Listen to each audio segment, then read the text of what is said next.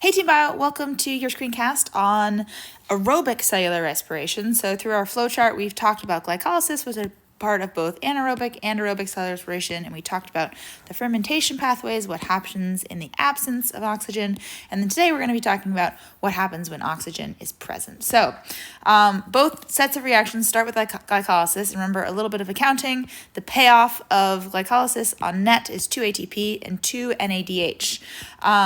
This NADH takes part in a redox reaction where electrons are stripped from G3P and put onto NADH. So this is oxidized and NADH is reduced. Now NADH is going to head off to electron transport phosphorylation, or I'm going to say ETP. Electron transport phosphorylation, which we're going to talk about at the very end of this screencast. Okay, so if oxygen is present, the aerobic pathway is going to take over, and this pyruvate, the output of glycolysis, is going to enter into the prep steps, which take place in the mitochondrial matrix. And then here's our mitochondria. Remember, our matrix is inside the interior membrane of the mitochondria.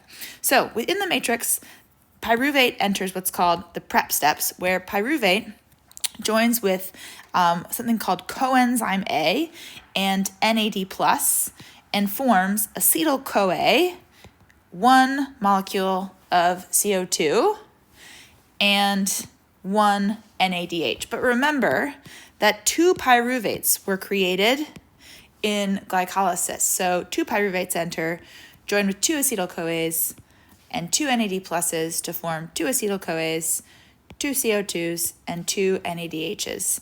The CO2 dissolves from an area of high concentration, which is in the mitochondria, to low, which is going to be in the bloodstream, and then it's going to be pumped by the heart to the lungs, where it's again going to diffuse from an area of high concentration, which was within the blood, to an area of low concentration, which is the lung space inside of your lungs, and when you exhale, that CO2 will be exhaled. So eventually, this is exhaled.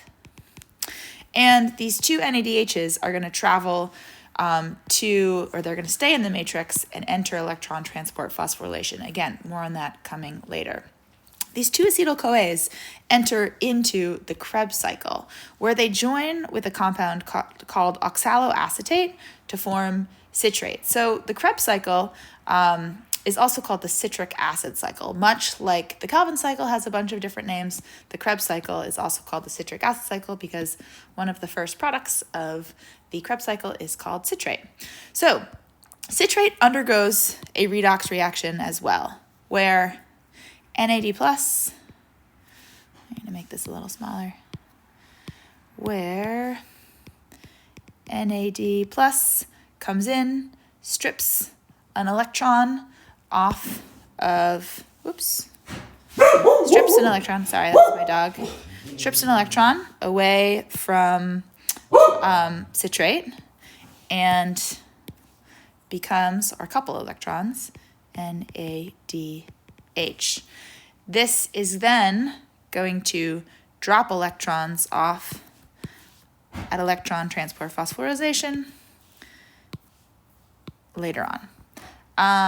Okay, so this is one example of, this is our first redox reaction within the Krebs cycle. And then simultaneous with this redox reaction, we have the creation of a CO2 molecule. So this CO2 is going to be eventually exhaled. But that's the first creation of post-prep steps. One more CO2 is lost here. So then alpha-ketoglutarate undergoes another redox reaction where NAD+ is going to swoop in here, pick up electrons and form NADH. I'm not going to write in the electrons, but know that they're there. And it's going to drop off electrons, at electron transport phosphorylation. And again, this is an example of another redox reaction. Accompanying this redox reaction, just like before, we have the creation of a CO2 molecule, which eventually will be exhaled.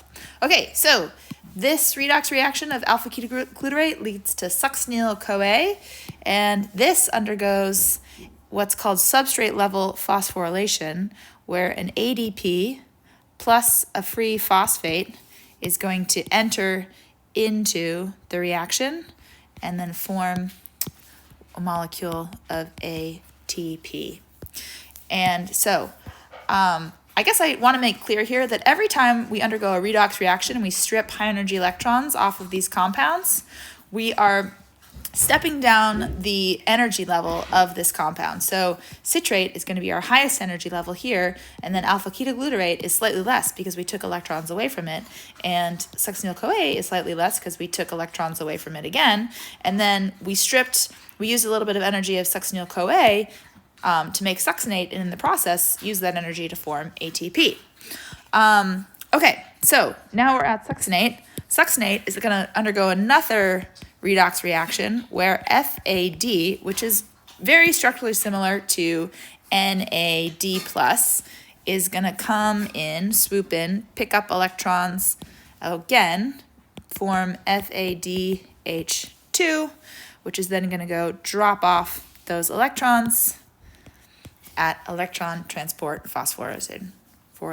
And once again, this is an example of another redox reaction where succinate is oxidized because the electrons are stripped away, and FAD is reduced because it gains electrons. Okay, so now we're at fumarate. Fumarate takes on a little bit of water and becomes malate, which undergoes another redox reaction where NAD+ swoops in here, becomes NADH, and once again, this is going to drop off these electrons at electron transport phosphorylation, and then we create oxaloacetate, which is going to join with acetyl-CoA to make citrate again. So that is the whole Krebs cycle. We're stripping electrons. Oh, I guess I should say this is another example of we're stripping electrons away from all of these compounds and taking them to electron transport phosphorylation. And NADH and FADH2 are our high energy electron transport machines. So what happens when they get to this electron transport phosphorylation? Well, I'm going to show you. Notice here that this looks very similar to the electron transport chain we saw in photosynthesis. NADH and FADH2 are both carrying these high energy electrons that they stripped from glucose, and they drop them off at the electron transport chain. So this yellow line is showing you the flow of electrons through the electron transport chain.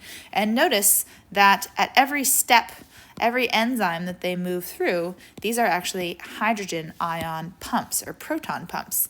And the energy of these electrons is being used to pump hydrogen from an area of low concentration, which is the matrix, to an area of high concentration, which is in the intermembrane space. So now we're building up hydrogen in this area of the mitochondria. So we've got an area of high concentration of hydrogen here, an area of low concentration of hydrogen here, and yes, you guessed it, ATP synthase is going to let that hydrogen flow back through it and use the energy to form ATP. And voila, that's it. That's how ATP is made. At the end of the electron transport chain. So what does oxygen have to do with all of this? Well, oxygen is our our low energy electron acceptor. At the very end of the chain, we've got to put all these electrons that are now low energy that we have passed through the chain. An oxygen joins with hydrogen to form water, H2O. Now, this is going to also look very similar to the photolysis of water because this reaction is just the inverse of the photolysis of water. In photosynthesis, we split water to take its electrons and energize them using light from the sun. And now in cellular respiration, we are once again accepting these low energy electrons, putting them on oxygen with a little hydrogen to form a water molecule. So really these reactions are totally inverses of one another. Perfect complements.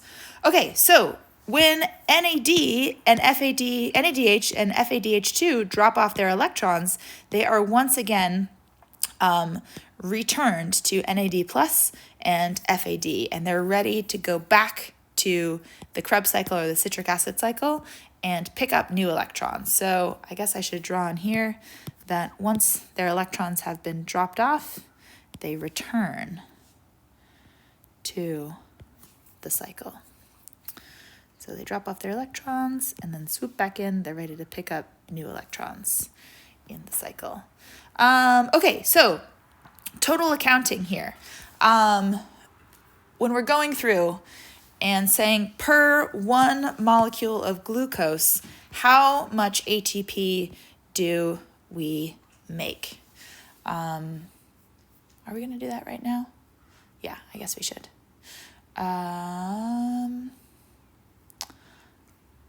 Okay, so actually we're going to do that in class. But know that this is what we're going to do today in this screencast. We're going to account for what we make from all the sets of reactions per molecule of glucose. Know that the Krebs cycle has to spin 2 times, once and then twice, in order to completely combust 1 molecule of glucose. Because remember, 2 pyruvates came out of glycolysis, which turned into 2 acetyl-CoAs. Whoops. And then those both acetyl-CoAs, 1 entered, and then another 1 entered for complete combustion of glucose. So, okay, in glycolysis, on net, we made 2 ATP, 2 NADH. In the Prep steps, we made 2 NADH. In the Krebs cycle, we made 2 ATP, because remember, we made 1, but we have to spin it twice in order for this, our math to be right. 6 NADH and 2 FADH2. And we're going to talk tomorrow in class about how we can account for the total amount of ATP made based on how much ATP is made by NADH, FADH2 in this set of reactions here. Okay, that is all. See you in class on Monday.